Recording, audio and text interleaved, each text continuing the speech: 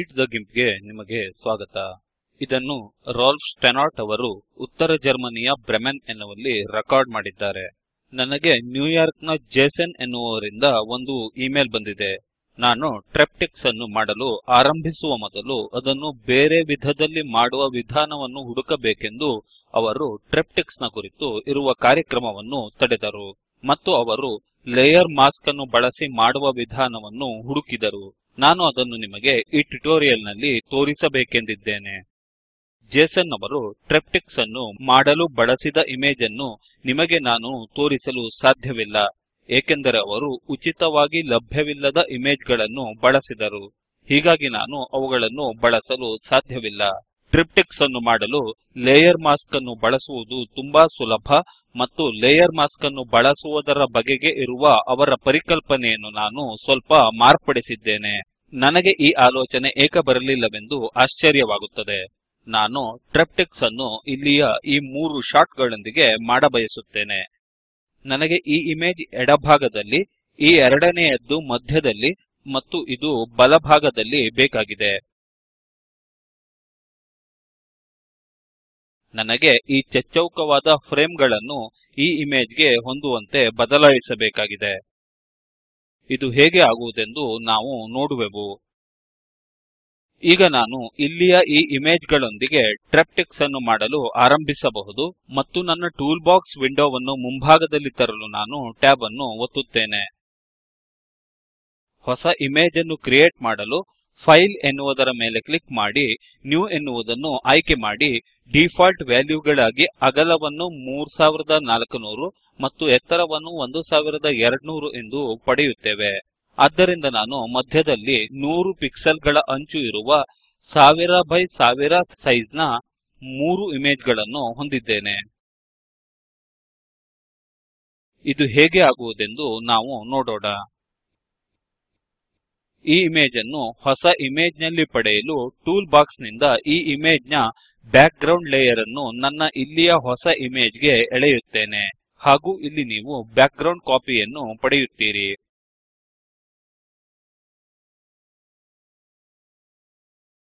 ಇದು ನನ್ನ ಎಡ ತುದಿಯ ಇಮೇಜ್ ಆಗಿತ್ತು. ಹೀಗಾಗಿ ನಾನು ಇದನ್ನು ಪುನಃ ಲೆಫ್ಟ್ ಎಂದು ಹೆಸರಿಡುತ್ತೇನೆ ಮತ್ತು ಟೈಪ್ ಮಾಡಿದ ನಂತರ ರಿಟರ್ನ್ ಎಂಟರ್ ಒತ್ತುತ್ತೇನೆ. ಆದ್ದರಿಂದ ಈ ಇಮೇಜ್ ಎಡಬದಿಗೆ ಇರಬೇಕು. ಮುಂದಿನ ಈ ಇಮೇಜ್ ಬಲಬದಿಗೆ ಇರಬೇಕು. ಹೀಗಾಗಿ ನಾನು ಇಮೇಜ್ ಅನ್ನು ಅದೇ ರೀತಿಯಲ್ಲಿ ಎಳೆಯುತ್ತೇನೆ ಮತ್ತು ಅದಕ್ಕನುಸಾರವಾಗಿ ರೈಟ್ ಎಂದು ಹೆಸರಿಡುತ್ತೇನೆ.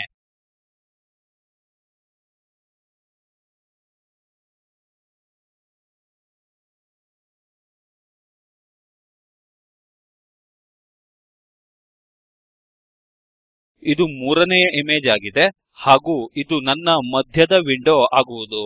ಆದ್ದರಿಂದ ನಾನು ಈ ಇಮೇಜ್ ಅನ್ನು ಹೊಸ ಇಮೇಜ್ ಗೆ ಎಳೆಯುತ್ತೇನೆ ಹಾಗೂ ಈ ಲೇಯರ್ ಅನ್ನು ಸೆಂಟರ್ ಎಂದು ಪುನಃ ಹೆಸರಿಡುತ್ತೇನೆ. ಬಲಗಡೆ ಹಾಗೂ ಮಧ್ಯದಲ್ಲಿ ಇರುವ ಲೇಯರ್ ಗಳನ್ನು ಅದೃಶ್ಯಗೊಳಿಸುತ್ತೇನೆ. ಈಗ ನಾನು ಎರಡನೆಯ ಲೇಯರ್ ನ ಅಳತೆಯನ್ನು ಸ್ವಲ್ಪ ಕಡಿಮೆ ಮಾಡಬೇಕು. ಸ್ಕೇಲ್ ಡೌನ್ ಸುಮಾರು 10% ಗೆ ನಾನು ಝೂಮ್ ಡೌನ್ ಮಾಡಿದಾಗ ಈ ಲೇಯರ್ ನ ಅಂಚುಗಳನ್ನು ನೀವು ನೋಡಬಹುದು ಮತ್ತು ಈಗ ಇಮೇಜ್ ನ ಪೂರ್ತಿ ಫ್ರೇಮ್ ಅನ್ನು ಕಾಣಬಹುದು.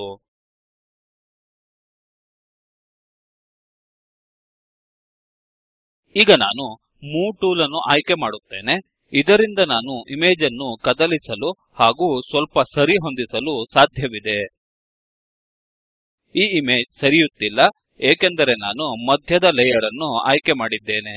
ಆದ್ದರಿಂದ ಈಗ ನಾನು ಲೆಫ್ಟ್ ಲೇಯರ್ ಅನ್ನು ಆಯ್ಕೆ ಮಾಡುತ್ತೇನೆ ಮತ್ತು ಬಾಟಲ್ ಅನ್ನು ಸ್ಥಾನದಲ್ಲಿರಿಸಲು ಇದನ್ನು ಸರಿಸುತ್ತೇನೆ. ನನಗೆ ಈ ಲೇಯರ್ ಅನ್ನು ಸ್ವಲ್ಪ ಸ್ಕೇಲ್ ಡೌನ್ ಮಾಡಬೇಕಾಗಿದೆ. ಆದ್ದರಿಂದ ನಾನು ಟೂಲ್ ಬಾಕ್ಸ್ ನಿಂದ ಸ್ಕೇಲ್ ಟೂಲ್ ಎನ್ನುವುದನ್ನು ಆಯ್ಕೆ ಮಾಡಿ, ಟೂಲ್ ಇನ್ಫೋ ಎನ್ನುವಲ್ಲಿಗೆ ಹೋಗಿ ಆಸ್ಪೆಕ್ಟ್ ರೇಷಿಯೋ ಎನ್ನುವುದರ ಮೇಲೆ ಕ್ಲಿಕ್ ಮಾಡುತ್ತೇನೆ ಹಾಗೂ ಪ್ರಿವ್ಯೂ ಎನ್ನುವಲ್ಲಿ ಇಮೇಜ್ ಎನ್ನುವ ಆಯ್ಕೆಯನ್ನು ಆರಿಸಿಕೊಳ್ಳುತ್ತೇನೆ. ಈಗ ಇಮೇಜ್ ನಲ್ಲಿ ಕ್ಲಿಕ್ ಮಾಡುತ್ತೇನೆ. ಇನ್ಫೋ ವಿಂಡೋವನ್ನು ಪಕ್ಕಕ್ಕೆ ಎಳೆದು ಇದನ್ನು ಮೂಲೆಯಿಂದ ಕಡಿಮೆ ಮಾಡುತ್ತೇನೆ. ಹೆಚ್ಚು ಅಥವಾ ಸ್ವಲ್ಪ ಕಡಿಮೆ. ನಾನು ಈ ಇಮೇಜ್ ಅನ್ನು ಪಡೆದುಕೊಂಡಾಗ ನನಗೆ ಬೇಕಾದಲ್ಲಿ ಅದನ್ನು ಇಡಬಹುದು ನಾನು ಇಲ್ಲಿ ಕೆಲವು ಮಾರ್ಗಸೂಚಿಗಳನ್ನು ಇಡಬೇಕಾಗಿತ್ತು.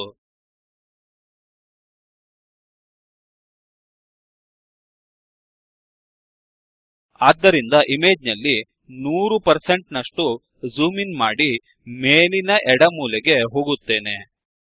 ಈ ಮಾರ್ಗಸೂಚಿಗಳಿಗಾಗಿ ರೂಲರ್ಸ್ ಅನ್ನು ಕೆಳಗೆ ಎಳೆಯುತ್ತೇನೆ.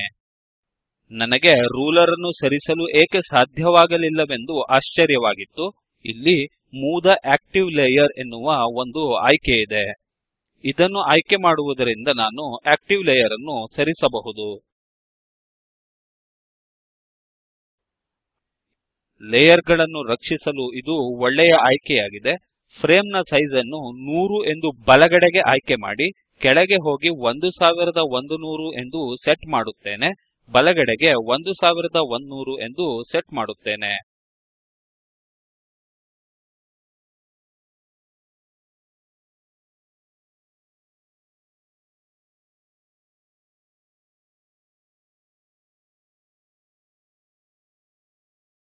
ಇದು ನನ್ನ ಇಮೇಜ್ ಗಾಗಿ ಫ್ರೇಮ್ ಆಗಿದೆ.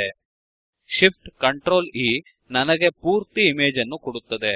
ಈಗ ಆಕ್ಟಿವ್ ಲೇಯರ್ ಆಯ್ಕೆಯನ್ನು ಆರಿಸಿಕೊಳ್ಳುತ್ತೇನೆ. ಝೂಮ್ ರೇಷಿಯೋ ಎನ್ನುವಲ್ಲಿ ನಾನು 10% ಅನ್ನು ಆಯ್ಕೆ ಮಾಡುತ್ತೇನೆ. ನಾನು 13% ಅನ್ನು ಆಯ್ಕೆ ಮಾಡಬೇಕು ಎಂದುಕೊಂಡಿದ್ದೇನೆ. ಅದು ಸಾಕಾಗುತ್ತದೆ.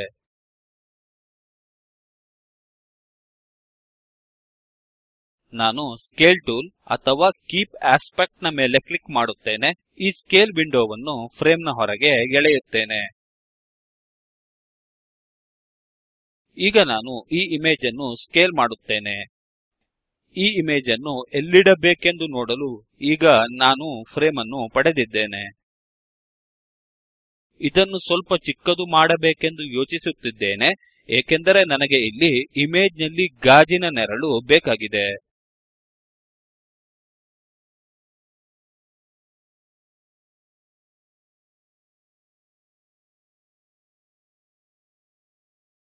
ಈಗ ನಾನು ಸ್ಕೇಲ್ ಎನ್ನುವುದರ ಮೇಲೆ ಕ್ಲಿಕ್ ಮಾಡುತ್ತೇನೆ ಮತ್ತು ನನಗೆ ಸ್ಕೇಲ್ ಮಾಡಲ್ಪಟ್ಟ ಇಮೇಜ್ ಸಿಗುತ್ತದೆ. ಇಮೇಜ್ ನ ಸುತ್ತಲೂ ಫ್ರೇಮ್ ಅನ್ನು ಪಡೆಯಲು ನಾನು ಲೇಯರ್ ಮಾಸ್ಕ್ ಅನ್ನು ಸೇರಿಸುತ್ತೇನೆ.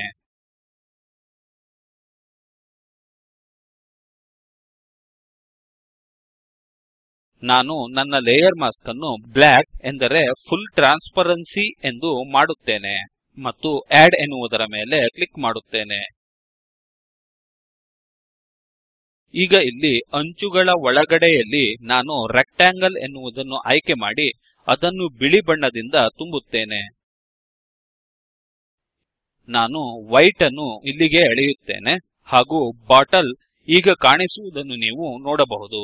ಇಲ್ಲಿ ಫ್ರೇಮ್ ಅನ್ನು ಪೂರ್ತಿಗೊಳಿಸಲು ನಾನು ಇದರಲ್ಲಿ ಝೂಮ್ ಇನ್ ಮಾಡುತ್ತೇನೆ. ಲೇಯರ್ ಮಾಸ್ಕ್ ನ ಮೇಲೆ ನಾನು ಬಿಳಿ ಬಣ್ಣದ ಅನಿಯಮಿತ ಸ್ಟ್ರೋಕ್ ಗಳಿಂದ ಪೇಂಟ್ ಮಾಡುತ್ತೇನೆ. ಇದಕ್ಕಾಗಿ ನಾನು ಬ್ರಷ್ ಟೂಲ್ ಅನ್ನು ಆಯ್ಕೆ ಮಾಡಿ ಡಯಲಾಗ್ ಗೆ ಹೋಗಿ ಇಲ್ಲಿ ಪೇಂಟಿಂಗ್ ಗಾಗಿ ಸಾಫ್ಟ್ ಬ್ರಷ್ ಅನ್ನು ಆಯ್ಕೆ ಮಾಡುತ್ತೇನೆ.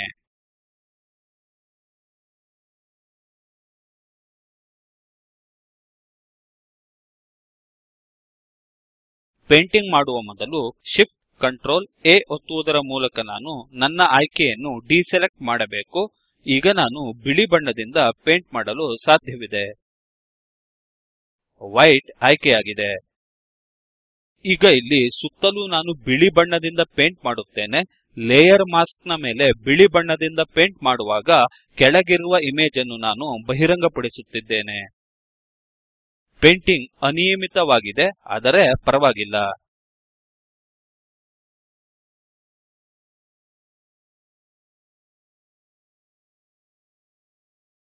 ಈಗ ನಾನು ಬೇರೊಂದು ಬ್ರಷ್ ಅನ್ನು ಆಯ್ಕೆ ಮಾಡುತ್ತಿದ್ದೇನೆ. ಇದು ಉತ್ತಮವಾಗಿದೆ. ನನಗೆ ಅಸ್ಪಷ್ಟವಾದ ಮೂಲೆಯು ಸಿಗುತ್ತದೆ. ನಾನು ಇಮೇಜ್ ನಲ್ಲಿ 100% ಝೂಮ್ ಮಾಡಬೇಕು, ಆಗ ನೀವು ನೋಡಲು ಸಾಧ್ಯವಾಗುವುದು.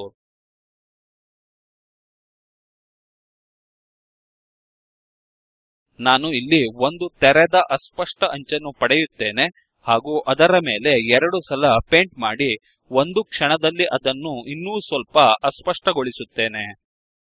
ಅಂಚು ಇನ್ನೂ ಸ್ವಲ್ಪ ಅನಿಯಮಿತವಾಗುತ್ತಿರುವುದನ್ನು ಈಗ ನೀವು ನೋಡಬಹುದು. ಬಹುಶಃ ಇದು ಇಲ್ಲಿ ಸೂಕ್ತವಾದ ಟೂಲ್ ಆಗಿಲ್ಲ, ಆದರೆ ನೀವು ವಿವಿಧ ಟೂಲ್ಗಳನ್ನು ಬಳಸಬಹುದು. ಈಗ ನಾನು ಈ ಇಮೇಜ್ ಅನ್ನು ಶಾರ್ಪ್ ಮಾಡಬಯಸುತ್ತೇನೆ. ನಾನು ಈಗಲೂ ಲೇಯರ್ ಮಾಸ್ಕ್ ನಲ್ಲಿ ಕೆಲಸ ಮಾಡುತ್ತಿರುವುದನ್ನು ನೀವು ಪರೀಕ್ಷಿಸಬಹುದು. ನೀವು ಇದನ್ನು ಇಲ್ಲಿ ಪರಿಶೀಲಿಸಬಹುದು. ಲೇಯರ್ ಮಾಸ್ಕ್ ಇಲ್ಲಿ ವೈಟ್ ನೊಂದಿಗೆ ಆಯ್ಕೆಯಾಗಿದೆ. ಆದ್ದರಿಂದ ಫಿಲ್ಟರ್ಸ್, ಬ್ಲರ್, ಗಾಸಿಯನ್ ಬ್ಲರ್ ಇವುಗಳ ಮೇಲೆ ಕ್ರಮವಾಗಿ ಕ್ಲಿಕ್ ಮಾಡಿ ಇಲ್ಲಿ ನಾನು ಹೆಚ್ಚಿನ ಬ್ಲರ್ ಕೌಂಟ್ ಅನ್ನು ಆಯ್ಕೆ ಮಾಡುತ್ತೇನೆ. ಇದು ಸರಿಯಾಗಿದೆ ಎಂದುಕೊಂಡಿದ್ದೇನೆ. ಈಗ ನಾನು ನಿಜವಾಗಿಯೂ ಇಲ್ಲಿ ಸುತ್ತಲೂ ಅಸ್ಪಷ್ಟ ಅಂಚನ್ನು ಹೊಂದಿದ್ದೇನೆ. ಆದ್ದರಿಂದ ನಾವು ಪೂರ್ತಿ ಇಮೇಜ್ ಅನ್ನು ನೋಡೋಣ. Shift Ctrl E. ನನ್ನ ಟ್ರಿಪ್ಟಿಕ್ಸ್ ನ ಮೊದಲ ಭಾಗವನ್ನು ನಾನು ಪಡೆದಿದ್ದೇನೆ ಹಾಗೂ ಬೇರೆಯವುಗಳನ್ನು ಇದೇ ರೀತಿಯಲ್ಲಿ ಮಾಡುತ್ತೇನೆ. ನಾನು ಉಳಿದ ಇಮೇಜ್ ಗಳನ್ನು ಮುಗಿಸಿದ್ದೇನೆ. ರೂಲರ್ ಗಳ ಮೇಲೆ ನಾನು ಹೆಚ್ಚು ಪೇಂಟ್ ಮಾಡಿದ್ದೇನೆ ಎಂದು ಇಲ್ಲಿ ನೀವು ನೋಡಬಹುದು.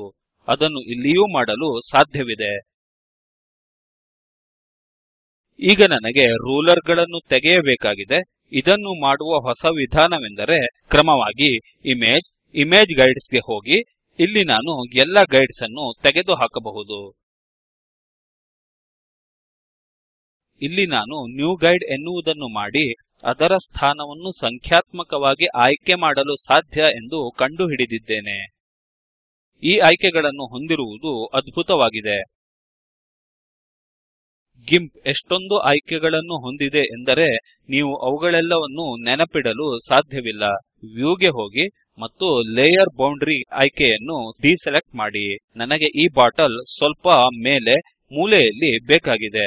ನನಗೆನಿಸುವಂತೆ ಇಲ್ಲಿ ಸ್ವಲ್ಪ ಹೆಚ್ಚು ಸ್ಥಳವಿದೆ ಮತ್ತು ಇಲ್ಲಿ ಸ್ವಲ್ಪ ಕಡಿಮೆ. ಬಲಗಡೆಯ ಮತ್ತು ಮಧ್ಯದ ಇಮೇಜ್ ಗಳು ಇಲ್ಲಿ ಬಲಮೂಲೆಯಲ್ಲಿ ಇವೆ. ಆದರೆ ಈ ಬಾಟಲ್ ಅಲ್ಲಿ ಮೇಲೆ ಹೋಗಬೇಕು. ಹೀಗಾಗಿ ನಾನು ಫುಲ್ ಸ್ಕ್ರೀನ್ ಮೋಡ್ ನಿಂದ ಹೊರಗೆ ಬರುತ್ತೇನೆ. ನಾನು ಸೆಂಟರ್ ಮತ್ತು ರೈಟ್ ಲೇಯರ್ ಗಳನ್ನು ಡಿಸೆಲೆಕ್ಟ್ ಮಾಡುತ್ತೇನೆ ಹಾಗೂ ಲೆಫ್ಟ್ ಲೇಯರ್ ನ ಮೇಲೆ ಗಮನ ಕೊಡುತ್ತೇನೆ. ಈಗ ನನಗೆ ಮಾರ್ಗದರ್ಶನಕ್ಕೆ ರೂಲರ್ಸ್ ಬೇಕಾಗಿದೆ. ಹೀಗಾಗಿ ಕ್ರಮವಾಗಿ ಇಮೇಜ್, ಗೈಡ್ಸ್, ನ್ಯೂ ಗೈಡ್ ಇವುಗಳ ಮೇಲೆ ಕ್ಲಿಕ್ ಮಾಡುತ್ತೇನೆ. ಹಾರಿಜಾಂಟಲ್ ಪೊಸಿಷನ್ ಎನ್ನುವುದರಲ್ಲಿ 100 ಎಂದು ಟೈಪ್ ಮಾಡುತ್ತೇನೆ. ಮತ್ತೆ ಕ್ರಮವಾಗಿ ಇಮೇಜ್, ಗೈಡ್ಸ್, ನ್ಯೂ ಗೈಡ್ ಗೆ ಹೋಗಿ ವರ್ಟಿಕಲ್ ಪೊಸಿಷನ್ ಅನ್ನು 100 ಎಂದು ಆರಿಸಿಕೊಳ್ಳುತ್ತೇನೆ. ಈಗ ನನ್ನ ಮೂವ್ ಟೂಲ್ ಅನ್ನು ಆಯ್ದುಕೊಳ್ಳುತ್ತೇನೆ. ಆಯ್ಕೆಗಳಿಗೆ ಹೋಗಿ ಮೂವ್ ದ ಆಕ್ಟಿವ್ ಲೇಯರ್ ಎನ್ನುವುದನ್ನು ಆಯ್ದುಕೊಳ್ಳುತ್ತೇನೆ ಮತ್ತು ಇದನ್ನು ಇಲ್ಲಿ ಮೇಲೆ ಸರಿಸುತ್ತೇನೆ.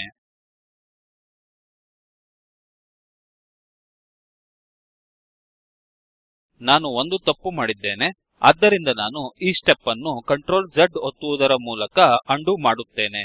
ಇಲ್ಲಿ ಮಾಸ್ಕ್ ಆಯ್ಕೆಯಾಗಿರುವುದನ್ನು ನೀವು ನೋಡಬಹುದು. ನನಗೆ ಲೇಯರ್ ಅನ್ನು ಜರುಗಿಸಬೇಕಾಗಿದೆ. ಆದ್ದರಿಂದ ಈಗ ನಾನು ಇಮೇಜ್ ಅನ್ನು ಆಯ್ಕೆ ಮಾಡಿ ಅದನ್ನು ಹಾಗೆಯೇ ಮೇಲೆ ಎಳೆಯುತ್ತೇನೆ. ಮಾಸ್ಕ್ ಅದರ ಜೊತೆಗೆ ಸರಿಯುತ್ತದೆ. ಮಾಸ್ಕ್ ಅನ್ನು ಲಾಕ್ ಮಾಡಲು ನನಗೆ ಯಾವ ಹಾದಿಯೂ ಕಾಣಲಿಲ್ಲ. ಆದರೆ ನಾನು ಅದನ್ನು ಸರಿಪಡಿಸಲು ಸಾಧ್ಯವಿದೆ. ನಾನು ಲೇಯರ್ ಮಾಸ್ಕ್ ಅನ್ನು ಆಯ್ಕೆ ಮಾಡುತ್ತೇನೆ ಮತ್ತು ಅದನ್ನು ಹಿಂದಕ್ಕೆ ನನ್ನ ಇಲ್ಲಿಯ ಮೂಲೆಗೆ ಎಳೆಯುತ್ತೇನೆ. ಇದು ಚೆನ್ನಾಗಿ ಕಾಣುತ್ತಿದೆ ಎಂದು ಭಾವಿಸುತ್ತೇನೆ. ಮತ್ತು ನ್ಯೂಯಾರ್ಕ್ ನ ಜೇಸನ್ ಎನ್ನುವವರ ಸಹಾಯದಿಂದ ಈ ಇಮೇಜ್ ಈಗ ಪೂರ್ತಿಯಾಗಿದೆ. ಇಲ್ಲ, ಈ ಇಮೇಜ್ ಪೂರ್ತಿಯಾಗಿಲ್ಲ. ಸಾಮಾನ್ಯವಾಗಿ ನಾನು ಯಾವುದನ್ನು ಮರೆಯುವುದಿಲ್ಲವೋ ಅದನ್ನು ರೆಕಾರ್ಡ್ ಮಾಡುವಾಗ ಯಾವಾಗಲೂ ಮರೆಯುತ್ತೇನೆ. ಏಕೆಂದರೆ ನನ್ನ ಇಮೇಜ್ ತಯಾರಿಸುವುದರ ಹೊರತಾಗಿ ನಾನು ಇಂತಹ ಬಹಳಷ್ಟು ವಿಷಯಗಳ ಬಗ್ಗೆ ಯೋಚಿಸಬೇಕಾಗುತ್ತದೆ. ನಾನು ಸೇವ್ ಮಾಡಲು ಮತ್ತೆ ಮರೆತಿದ್ದೇನೆ.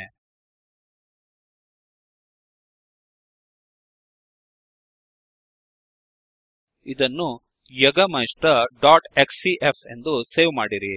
XCF ಎನ್ನುವುದು ಲೇಯರ್ ನ ಎಲ್ಲ ಮಾಹಿತಿಯನ್ನು ಒಳಗೊಂಡಿದೆ ಮತ್ತು ವೆಬ್ ಗಾಗಿ ರೀಸ್ಕೇಲಿಂಗ್ ಮಾಡುವ ಕುರಿತು ಇರುವ ಎಲ್ಲ ವಿಷಯಗಳನ್ನು ನಾನು ತೆಗೆದುಹಾಕುತ್ತೇನೆ ಈ ಫೈಲ್ ನ ಲಿಂಕ್ ನಿಮಗೆ ಕೆಳಗೆ ತೋರಿಸಿದ ಲಿಂಕ್ ನ ಶೋ ನೋಟ್ಸ್ ನಲ್ಲಿ ಸಿಗುವುದು ನಿಮ್ಮ ಅಭಿಪ್ರಾಯವನ್ನು ದಯವಿಟ್ಟು ತಿಳಿಸಿರಿ meetthegimp.org ಸ್ಪೋಕನ್ ಟ್ಯುಟೋರಿಯಲ್ ಪ್ರಕಲ್ಪದಿಂದ ಅನುವಾದಕಿ ಸಂಧ್ಯಾ ಪುಣೇಕರ್ ಹಾಗೂ ಪ್ರವಾಚಕ ವಿದ್ವಾನ್ ನವೀನ್ ಭಟ್ಟ ಉಪ್ಪಿನಪಟ್ಟಣ ನಮಸ್ಕಾರ